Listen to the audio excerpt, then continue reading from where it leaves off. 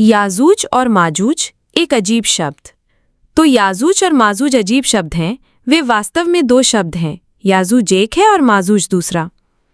और जब आप इसे अरबी में कहते हैं तो एक अरब के लिए जो इस शब्द को सुनता है, याजूज और माजूज, ये एक बहुत ही कठोर और यानी खुरदरा शब्द है। ये उजाज शब्द के मूल से आता है जिसका अर्थ है सूखा होना, सूखा और कठोर होना। और इसका अर्थ अल-अज़ से भी आता है जिसका अर्थ है जब दुश्मन वास्तव में तेजी से आपके पास बहुत तेजी से आता है, बहुत जल्दी आप पर हमला करता है। तो ये याजूज और माजूज स्वभाव से सूखे और कठोर हैं, और जब वे बाहर आएंगे तो वे इतनी जल्दी और इतनी तेजी से आएंगे कि आप उनके सामने खड़े नहीं हो पाएंगे। आपको उनसे दूर भागना होगा। विद्वान हमें इन अर्थों के बारे में यही बताते हैं। और याजूज एक जनजाति है और माजूज एक और जनजाति है, लेकिन वे संबंधित हैं और वे असल इंसान हैं। याजूज और माजूज इंसान हैं। वे ऐसी जनजातियां हैं जो वास्तव में पृथ्वी पर मौजूद हैं। वे मूसा अलैहिस्सलाम के समय के करीब मौजूद थे, एक महान राजा जुल्करनैन के युग में। क्या किसी ने जुल्करनैन के बारे में सुना है? जुल्करनैन, दो सींगों वाला आदमी। उसे ये नाम इसलिए दिया गया क्योंकि वो एक टोपी पहनता था जिसमें से दो सींग बाहर निकलते थे। ये एक अर्थ है। एक और अर्थ है कि वे सोचते हैं कि उसे जुल्करनैन क्यों कहा जाता था, दो सींगों वाला आदमी। इसका मतलब है दो युगों या पीढ़ियों का आदमी या पीढ़ियों का राजा, क्योंकि करण का अर्थ सींग होता है और अरबी में इसका अर्थ पीढ़िया या युग भी होता है। मुद्दा यह है कि जुल्करनैन एक अत्यंत शक्तिशाली राजा थे और वे अल्लाह के उपासक थे, एक धार्मिक न्यायपूर्ण मुस्लिम राजा जो पृथ्वी पर अब तक के सबसे अच्छे लोगों में से थे। और उनके पास इतनी शक्ति और इतना अधिकार था कि उनका राज्य लगभग पूरी दुनिया तक पहुंच गया था। यानी मैं लगभग क्यों कहता हूं, क्योंकि दुनिया के कुछ हिस्से ऐसे थे जहां आज की तरह सभ्यता अभी तक नहीं पहुंची थी, लेकिन उस समय जो कुछ भी मौजूद था, जहां कहीं भी सभ्यता पहुंची थी, जुल्करनैन की शक्ति वहां तक थी, सभ्यता के अंतिम छोर तक। और अल्लाह सुब्हानहू व तआला सूरत अल-कहफ में जुल्करनैन के बारे में बात करते हैं। आपको सूरत अल-कहफ में बहुत कुछ मिलेगा, इसीलिए यह अद-दज्जाल के संबंध में इतना महत्वपूर्ण है। ये जुल्करनैन को उस राजा के रूप में बताता है और अल्लाह उसे एक न्यायपूर्ण और निष्पक्ष नेता के रूप में वर्णित करता है। जैसा कि मैंने कहा, जो कहता था कि जो कोई भी अच्छा करेगा तो हम उसे पुरस्कृत करेंगे और जो कोई भी गलत करेगा तो हम उसे दंडित करेंगे। इस पृथ्वी पर एक दंड और परलोक में उसे उसके भगवान द्वारा एक ऐसा दंड दिया जाएगा जो पहले कभी नहीं सुना गया। तो वे उन कानूनों पर बहुत सख्त थे जो अल्लाह ने भेजे थे, और वे उन लोगों के लिए बहुत उदार और दयालु थे जो अच्छा करते थे। तो हर कोई उनसे प्यार करता था और उन्होंने इस तरह से न्याय लाया, गलत करने वालों पर बहुत कठोर और अच्छे लोगों पर बहुत उदार। और अल्लाह हमें जुल्करनैन के बारे में बताते हैं, उनके राज्य की मात्रा का वर्णन करते हुए कहते हैं कि यानी कुरान में भाषा के एक बहुत ही लाक्षणिक सुंदर तरीके से कहते हैं कि जुल्करनैन वो भूमि में एक बहुत दूर तक पहुंचे। वो ये देखने के लिए पूरी दुनिया में घूमते थे कि कौन उत्पीड़ित हो रहा है, कौन अच्छा कर रहा है, ताकि उन्हें पुरस्कृत किया जा सके, लोगों के बीच न्याय ला सके। वो अपनी सेना के साथ शारीरिक रूप से इस तरह बाहर जाते थे जितना दूर तक हो सके हर जगह देखते थे। उन्होंने अपना जीवन इसी में बिताया, दुनिया की यात्रा करना और जहाँ कहीं भी वो गए वहाँ न्याय और अल्लाह की पूजा लागू करना। तो अल्लाह उनकी एक यात्रा का वर्णन करते हैं।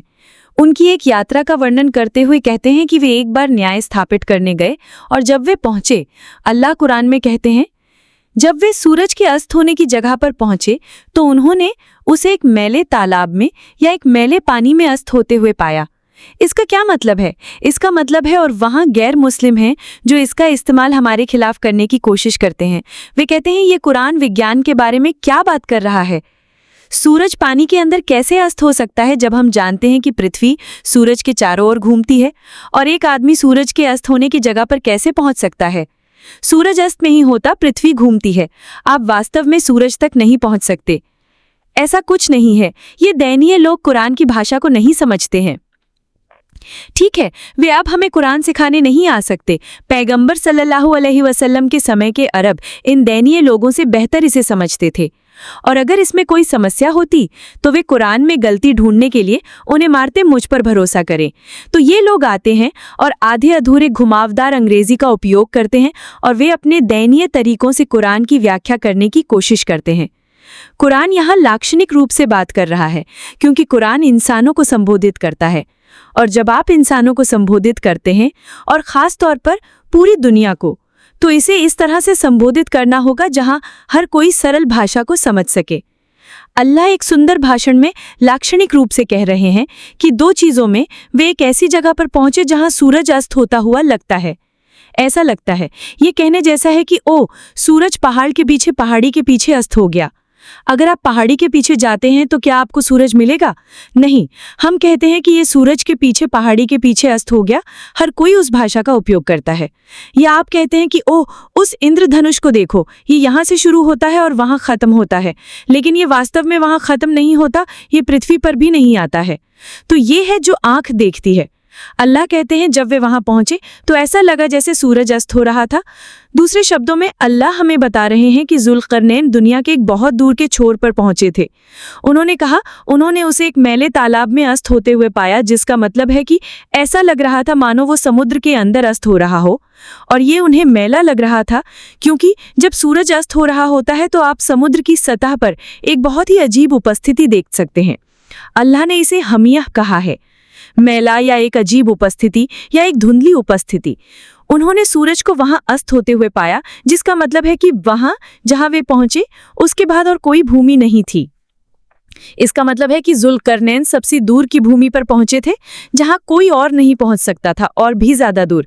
उसके बाद और कोई सभ्यता नहीं थी। उस आयत में इसी के बारे में बात की गई है। उन्होंने कहा उन्होंने वहां लोगों को पाया। उन्होंने वहां ऐसे लोगों को पाया जो सामान्य बातचीत को मुश्किल से समझते थे, बातचीत में बहुत आदिम। उन्होंने कहा, या जुल्करनैन, हे जुल्करनैन, क्या आप कृपया हमारी मदद कर सकते हैं?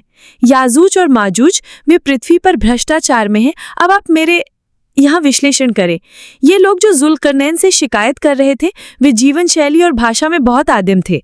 तो वो दुनिया की सीमा पर पहुंचे जहाँ सभ्यता इतनी पीछे थी, और वे उसे इस दूसरी सभ्यता के बारे में समझाने की कोशिश कर रहे थे, जो उनसे भी बदतर है, जो इन लोगों से भी अधिक आदिम, बदतर और भ्रष्टाचारी थे, जिनसे वे अभी मिले थे।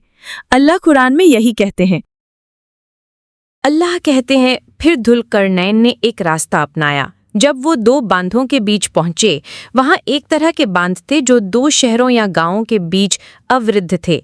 ये लोग सामान्य बातचीत को मुश्किल से समझ पाते थे, बहुत आदिम। उन्होंने कहा, ताकि हम आपकी मदद कर सके, एक बाधा बनाने के लिए, हमारे और उनके बीच एक बाधा, ताकि वे हमारे पास ना आ सके और वे दुनिया से कट जाएं। फिर जुल्करनैन जवाब देते हैं। उन्होंने कहा, अल्लाह ने मुझे पहले ही पर्याप्त शक्ति दी है, मुझे आपकी मदद की ज़रूरत नहीं है। पेशकश के लिए धन्यवाद, लेकिन मैं चाहता हूँ कि आप मुझे दीवार की नींव शुरू करने में थोड़ी मदद करें। मैं तुम्हारे और उनके बीच एक दीवार बनाऊंगा। मुझे अपना कुछ जुबुर अल हदीद लाओ। ये एक तरह की धातु है, जैसे पीतल, बहुत मजबूत धातु जो किसी भी तरह के वातावरण, जलवायु परिवर्तन को रोक सकती है। बहुत जल्दी जंग नहीं लगती, या बिल्कुल भी जंग नहीं लगती, और ये टूटती नहीं है। जुबुर अल हदीद, तो ये वो धातु है जिसे जंग नहीं लग सकता। तो उन्होंने इसे इस तरह से बनाया। उन्होंने उन्हें गर्मी उड़ाने का आदेश दिया, तो उन्होंने इसे पिघलाया, और उन्होंने इसे इस तरह से पिघलाया और ढाला कि ये इतना ठोस, इतना मजबूत हो गया गर्मी और स्टील के माध्यम से, कि उन्होंने कहा उन्होंने इसे आग के कारण पिघलाया। उन्होंने कहा, मुझे ये दूसरी तरह की सामग्री लाओ जिसे मैं इसमें जोड़ सकता हूँ, कित्र, जो इसे अतिरिक्त मजबूत बना देगा।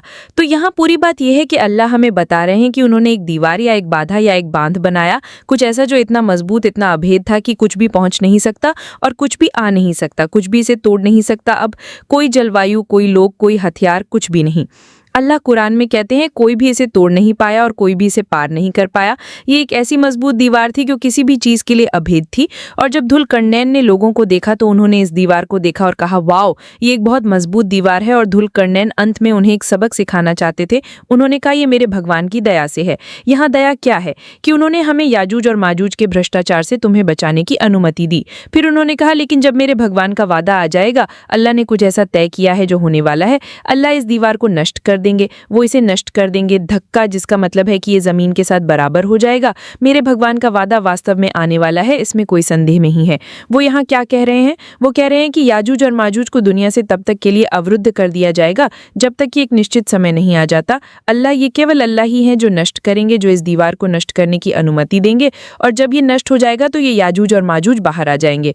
अल्लाह कहते हैं वे वास्तव में कुरान में उल्लिखित हैं। देखो वो दिन जब याजूज और माजूज को छोड़ा जाएगा। हद्दब शब्द वो कहते हैं कि वे हर हद्दब से होंगे, रेंगते हुए चलते हुए वे वहां होंगे। हद्दब का क्या मतलब है? हद्दब का मतलब है पृथ्वी पर हर जगह, चाहे वो नीची हो या ऊंची, वे वहां पहुंचेंगे, यानी वे वहां होंगे। और इसका वास्तव में ये मतलब है कि वे बहुत ऊबड़ खाबड़ और कठोर जगह से बाहर आएंगे। इसका मतलब ये नहीं है कि वे दुनिया के हर एक क्षेत्र में प्रवेश करेंगे, हालांकि अर्थ ऐसा लगता है, लेकिन इसका मतलब है कि जब वे बाहर आएंगे तो आप उन्हें उन जगहों से बाहर आते देखेंगे जहां ऊंची और नीची चट्टानें हैं। तो वे एक बहुत ऊबड़ खाबड़ इलाके से बाहर आएंगे जहां वे अभी हैं। ये चट्टानियां और पहाड़ियां और घाटियां हैं। तो अल्लाह हमें बता रहे हैं कि वे शुरू में घाटियों और पहाड़ियों और खुरदरे इलाकों से बाहर आएंगे, और वे बाहर आएंगे और दुनिया में फैल जाएंगे। इसका मतलब ये नहीं है कि वे दुनिया के हर हिस्से में जाएंगे, लेकिन इसका मतलब यह है कि वे उन कठोर और ऊबड़ खाबड़ इलाकों से बाहर आएंगे। हद्दब का मतलब है कठोर और ऊबड़ खाबड़। और वे सल्लल्लाहु अलैहि वसल्लम कहते हैं वे समुद्र या तब्रिया की झील से गुजरेंगे। क्या आप जानते हैं तब्रिया कहाँ है? बुहेरा तब्रिया, क्या कोई जानता है वो कहाँ है? हाँ, ये अश-शाम सीरिया के करीब है। बुहेरा तब्रिया, और जहाँ जॉर्डन और सीरिया है उस इलाके में वे बुहेरा तब्रिया से गुजरेंगे। और वहाँ क्या होता है? बुहेरा का मतलब है एक छोटा समुद्र। तो ये एक झील से बड़ा है, समुद्र से छोटा, विशाल क्षेत्र, शायद कुछ किलोमीटर व्यास और परिधि में। वे इसमें मौजूद पानी की हर बूंद पी लेंगे। अब वे आ रहे हैं ग्रुप के बाद ग्रुप, हाँ, क्योंकि उनकी एक बड़ी मात्रा है, तो उनमें से पहली मात्रा सब कुछ पी लेगी, और फिर या तो उसी दिन या कुछ दिन बाद दूसरा ग्रुप अभी भी आ रहा है, और वे उसी बुहेरा इस छोटे समुद्र में आएंगे और उन्हें इसमें कोई पानी नहीं मिलेगा। उन्होंने सब पी लिया। वे कहेंगे हमें लगता है कि यहाँ एक समय में पानी था। ठीक है, ये इंगित करता है कि वे असाधारण रूप से बड़ी जनसंख्या है। फिर ईसा अलैहिस्सलाम और उनके साथी कैद कर लिए जाएंगे। कैद का मतलब है कि वे उन्हें पहाड़ों तक सीमित कर दिया जाएगा और हमारे पास भोजन प्राप्त करने का कोई तरीका नहीं होगा। तो पैगंबर ने कहा उस बिंदु तक जहां तक उन्होंने कहा एक भैंस तुम्हारे समय के 100 दीनार से अधिक मूल्यवान होगी। पैगंबर अपने साथियों से बात कर रहे हैं। उन दिनों में 100 दीनार यानी पैसे की एक बहुत बड़ी राशि थी। ये हमारे समय के 1 लाख डॉलर जैसा कुछ कहने जैसा है। ये लगभग ऐसा ही है। तो दूसरे शब्दों में एक भैंस 1 लाख डॉलर से अधिक मूल्यवान होगी। यहाँ केवल लाक्षणिक रूप से बात कर रहा हूँ। तो इसका मतलब यह है कि उन्हें बहुत अधिक भोजन की जरूरत होगी। फिर ईसा अलैहिस्सलाम और उनके साथी अल्लाह से प्रार्थना करना शुरू करेंगे। वे अल्लाह से दुआ करेंगे क्योंकि वे ऐसे कठिन समय में होंगे। अल्लाह ईसा अलैहिस्सलाम और उनके साथियों की दुआ का जवाब देंगे और वे एक बीमारी, एक कीड़ा भेजेंगे। नगफ एक कीड़ा है, एक तरह का कीड़ा या एक तरह का परजीवी जो याजूज और माजूज की गर्दन से एक बीमारी के रूप में बाहर आएगा। ये उनकी गर्दन में होगा, वही बीमारी होगी, और फिर वे सब ऐसे लगेंगे जैसे उन्हें एक साथ मार दिया गया हो। जैसे आप एक लड़ाई में हैं और उन्हें एक साथ मार दिया जाएगा। वे सब मर जाएंगे जहां भी वे पृथ्वी पर हैं। जैसे एक शरीर मर गया हो, सब एक साथ मर जाते हैं। फिर ईसा अलैहिस्सलाम और उनके साथियों को नीचे आने के लिए कहा जाएगा। उन्हें कैसे कहा जाएगा? ईसा अलैहिस्सलाम एक आदमी को भेजेंगे। वो कहेंगे तुम में से कौन स्वेच्छा से नीचे जाएगा और जांच करेगा कि याजूज और माजूज मर गए हैं या अभी भी जिंदा हैं। लेकिन अगर तुम नीचे जाते हो तो इसका मतलब है कि तुम खुद को बलिदान कर रहे हो। अगर वे जिंदा हैं तो वे तुम्हें मार देंगे। तो एक आदमी नीचे जाएगा और पाएगा कि वे सब मर गए हैं। फिर वो ईसा अलैहिस्सलाम को बताएगा और फिर ईसा अलैहिस्सलाम ये उनके और उनके साथियों के लिए पहाड़ों से उतरकर पृथ्वी पर वापस आकर खाने और पीने और रहने का एक कारण होगा। वो कहते हैं आपको पृथ्वी पर एक हथेली की लंबाई की जगह नहीं मिलेगी, इसके सिवाय कि आपको उनके शव मिलेंगे, उनके मृत शरीर वहां, और वे बदबू करेंगे। वे बहुत बुरी तरह से बदबू करेंगे। फिर ईसा अलैहिस्सलाम और उनके साथी अल्लाह से फिर से इन लोगों को वहां से हटाने के लिए कहेंगे। तो फिर अल्लाह भेजते हैं, वे ऐसे पक्षियों को भेजेंगे जिनकी गर्दन गिद्धों के गर्दन जैसी होगी।